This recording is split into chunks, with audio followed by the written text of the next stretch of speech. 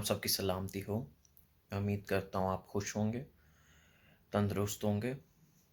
آج میں Bible study کر رہا تھا تو میری آنکھوں کے سامنے سے ایک آیت گزری، بزرگ سلیمان کی امثال کی کتاب، اس کا 9واں باب اور اس کی 7ویں آیت سے 9ویں آیت تک، جس میں لکھا ہے کہ احمق کو تنبیہ نہ کر اور ٹھٹھا باز کو ملامت نہ کر۔ اکثر اوقات ہم دیکھتے ہیں کہ ہمارے بالخصوص فیلڈ میں یا گھروں میں ہم کسی بچے کو کاؤنسل کرتے ہیں تو بجائے اس کے کہ وہ ٹھیک ہو، وہ بگڑتا جاتا ہے، وہ بدتمیزی کرتا ہے، اور یہاں تک نوبت آ جاتی ہے کہ بہت سے پاسٹر صاحبان کو، خادمین کو بہت سے لوگوں نے اس لیے مارا کہ جی وہ ان کو سمجھا رہے تھے۔ سوری، سوال یہاں یہ پیدا ہوتا ہے کہ جب آپ یہ جانتے ہیں کہ اس کو سمجھانے سے کیا نتائج نکلیں گے تو بہتر یہ ہے کہ آپ سمجھائیں نہ۔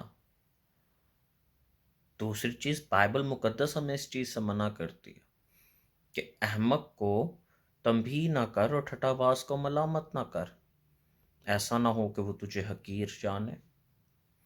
تو کیوں ہم بار بار ان بچوں کو یا بچیوں کو سمجھانے کی کوشش کرتے ہیں جن کو کوئی واسطہ ہی نہیں کہ ہم کیا کہہ رہے ہیں، جو ہمیں بدلے میں عزت نہیں دیں گے بلکہ ہمیں ماریں گے، ہمیں حقیر جانیں گے، ہمیں گالیاں بکیں گے۔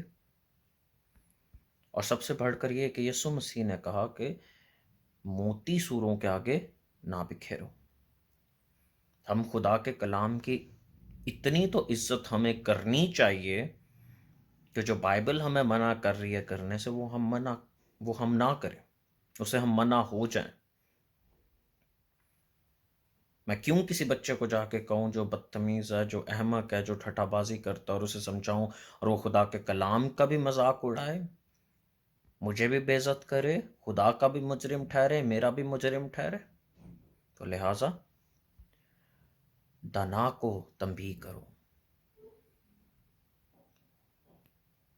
دانا کو تنبیہ کرو تو وہ ترقی پائے گا، وہ علم حاصل کرے گا، ٹھٹھا باز نہیں۔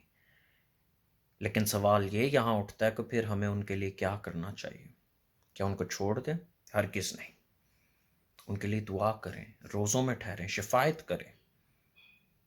جو آپ کی زبان نہیں کر سکتی وہ خدا کر سکتا، وہ آپ کی دعائیں کر سکتی ہیں۔ تو لہٰذا دعاؤں میں زیادہ تر لوگوں کو رکھیں، نہ کہ ان کے پاس پرسنلی جا کے خود بھی انسلٹ کروائیں اپنی اور خدا کے کلام کی بھی۔ جے مسیح کی۔